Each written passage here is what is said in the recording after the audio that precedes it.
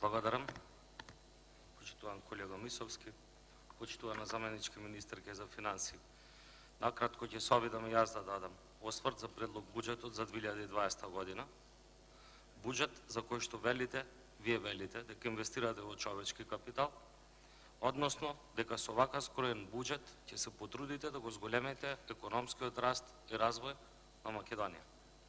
Во своето излагање, министерката ни посочи дека само среќни и мотивирани луѓе ќе го дадат својот максимум на нивните работни места, а со самото тоа ќе сме ја граделе иднината на Македонија. Во незиното обраќање кажа дека ќе инвестирате во 3 столба, и тоа здравство, образование и социјална заштита. Еве јас ќе се задржам за здравството. Велите дека вашата цел е сите квалитетни лекари да бидат дел од јавното здравство, па соодветно на тоа се поставува и прашањето. Дали вашата цел е комплетно да се руинира приватниот здравствен сектор или немајчи стратегија да ги задржите младите лекари да останат во Македонија и тие малку лекари кои што се дел од приватните здравствени установи да ги абсорбирате во јавното здравство и со тоа моментално да го решите акутниот проблем од недостаток на лекари, а за сметка на тоа долгорочно да го руинирате комплетно примарниот систем во примарната здравствена заштита. Воедно сакам и да ве потсетам дека нема ништо од ветените 100.000 денари основна плата за сите лекари специјалисти. Воедно се трудите тука од говорницата да тврдите дека има лекари кои што земаат 100.000 плата, но ниту еднаш не посочивте точно кој колега ја зема таа плата. Во планот за живот воедно ветувавте зголемување на капитациониот бод за матичните лекари на 90 денари, а на гинеколозите и матичните стоматолози на 70 денари, но и тоа ветување не го исполнивте. Во планот за живот ветивте дека пациентите кај матичните лекари ќе се пишуваат на амбулантите, но и тоа ветување не го исполнивте. Во вашиот план за живот ветувате двојно зголемување на платите на сите здравствени работници, но и тоа ветување многу брзо го заборавивте. Сите сме сведоци дека помошниот и техничкиот персонал кој што е вработен во јавното здравство ви најави штрајк, доколку и на нив не им се покачат платите, соодветно како и на здравствените работници. Во планот за живот на 133-та страна велите дека вашите цели се бесплатно болничко лекување за сите. И ова е дел од вашиот проект, ветено, излажано. Има бесплатно болничко лекување само за одредени категории, но не и за сите пациенти, како што ветувавте во вашата програма План за живот. Ќе ве потсетам на уште едно неисполнето ветување од 136-та страна од Планот за живот. Ветувате основање на една самостојна јавна здравствена установа за итна медицинска помош со седиште во Скопје, која што ќе ги обедини сите служби на итната медицинска помош и ќе ги поврже сите болници во Македонија. И ова е дел од вашиот план за живот, кој што е ветено, но не е исполнето. На страна 137 во планот за живот ветувате отварање на детска болница со ургентен центар во Скопје. И ова ветување не е исполнето. Ветивте матичен гинеколог за секоја жена. И ова ветување не е исполнето. Како да ви веруваме на вашиот збор од планот за живот, кога ветивте враќање на концептот на единствен универзитетски клинички центар, во кој клиниките ќе бидат функционално поврзани.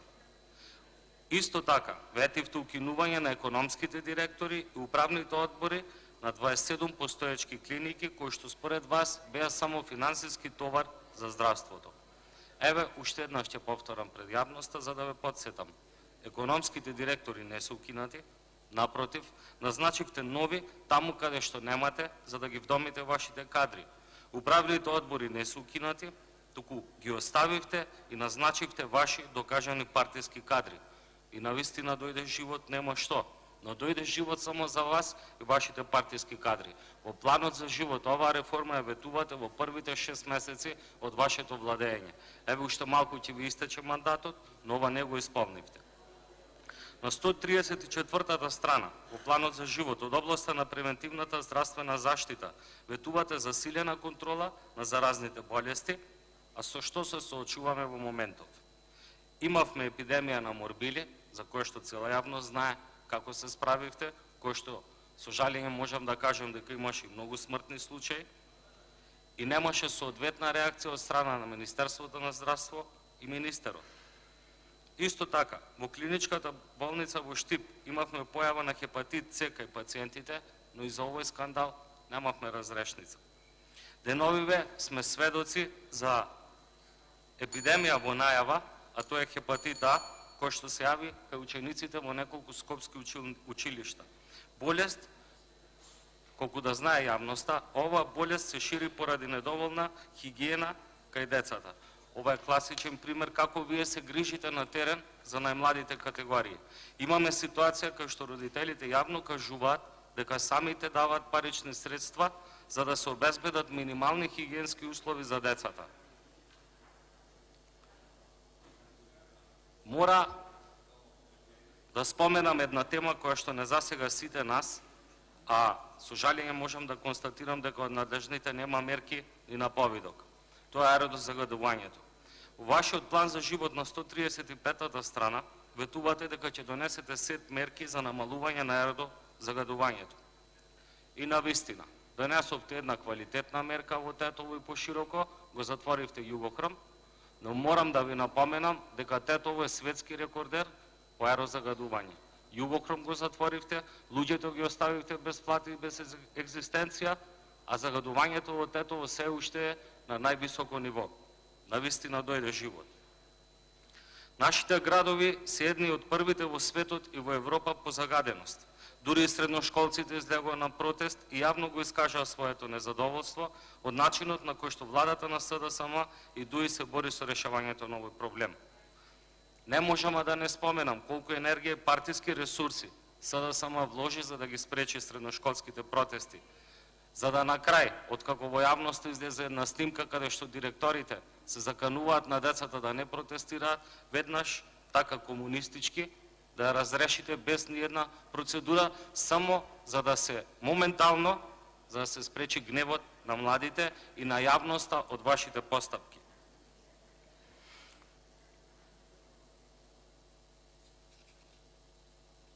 Не знам како оваа влада мисли да се бори со енавното загадување со толку мали средства со кои што се предвидени. Дополнително премиерот најави дека за чист воздух издвоиле само 1,6 милиони евра. Предпоставувам дека со ова вашата идеја сите млади да ја напуштат Македонија поради загадениот воздух и поради нискиот квалитет на живот. Впрочем, тоа е податокот кој што угледниот вестник Економист го кажа, каде што дури 48% од младите во Македонија сакаат да се заминат. Сакам да посочам еден класичен пример за двојните стандарди на оваа влада. За оваа ЧЕ влада. Имав поднесено амандман со кој што барав да се обезбедат средства за изработка на физибилити студија за изградба на обиколница на патниот правец од Тетово кон Косово, односно од исток кон север. Сметав дека со овој проект ќе се направи пренасочување на меѓудржавниот сообраќај од Македонија кон Косово и ќе има повеќе позитивни импликации за Тетово и Тетовчани па и целиот регион од повеќе аспекти. Како прво ќе се намалеше сообраќајниот метеж низ нашиот град, а соодветно на тоа и намалување на загадувањето на амбиенталниот воздух, а воедно ќе се зголемеше и сообраќајната безбедност на Тетовчани, бидејќи за тие што не знаат, меѓународниот пат, рутата на меѓународниот пат поминува низ самиот град. Поднесов е амандман за изградба на регионална депонија во Полошкиот регион, но овој амандман беше одбиен без некое посериозно објаснување. Овој амандман го поднесов се со цел да се намали енормното загадување во Тетово, кое што е рекордер во Македонија и во светот. Како последица на ова, побарав и предложив со амандман да се обезбедат финансиски средства за набавка на 10 автобуси на газ со кои што ќе се намали загадувањето во Тетово. Но како и се друго до сега, и овој амандман елегантно беше одбиен. Образование. И тука имаме еден висок скок. квантен скок во квалитетот на образованието. Помина првото полугодие, а на учениците се уште им фалат голем број од учебници и по одредени предмети децата се приморани самите да си ги набавуваат учебниците. Кога сум веќе кај образованието, сакам да напоменам за еден горлив проблем во Тетово, а тоа е доизградба на простории за гимназијата Кирил Пејчиновиќ за наставата на македонски наставен јазик. Имено за овој проект во повеќе наврати и самиот премиер и градоначалничката на Тетово кажаа дека веќе од утре, од следниот месец, од пролет ќе почне да се гради. Поминаа 3 години, овој проект не е ни на повидок. Зошто? Затоа што и самите знаевте од сам старт дали е воопшто возможно овој проект да се изведе така како што го кажувавте, но сепак вие решивте тоа да го ветите на тетовчани за да ја добиете поддршката на локалните избори, но од тоа ветување нема ништо. За 10 дена ќе дојде 2020 година, но изградба на спортска сала во основното училиште Андреја Савески Кикиш не е ни на повидок. За основното училиште Братство Миѓени, каде што децата имаат настава на македонски наставен јазик, сакам да ви известам и да знаете дека наставата по физичко воспитување се одвржува во двор кој што е полн со кал и прав. Но како и за се друго, така и за оваа власт нема слух да го реши овој горлив проблем. Се надевав дека и покрај тоа што гласавте за еден европски градоначалник, за еден развоен буџет, ќе најдевте барем малку средства за ова училиште во кое што учи нашата иднина, да определите доволно пари за да се среди овој горлив проблем. Но како и за се друго, така и за ова немаме слух од локалната власт, како и од централната. Никаде до сега не споменавте, нити излеговте да се појавите во Тетово, дека отворивте нова градинка, која што ветувавте во вашиот план за живот. Нити пак ги зголемивте постојните капацитети за згрижување на нашата иднина, а знаете дека Тетово има горлив проблем со недостаток на сместувачки капацитети во детските градинки. Од аспект за економскиот развој имате слободна развојна економска зона, ТИРС во Тетово, каде што има отворено 2 фабрики во времето на владењето на ВМРО ДПМН, 3 години измина, еве 4-та доаѓа, ниту една странска инвестиција не донесовте. А што не донесовте инвестиција?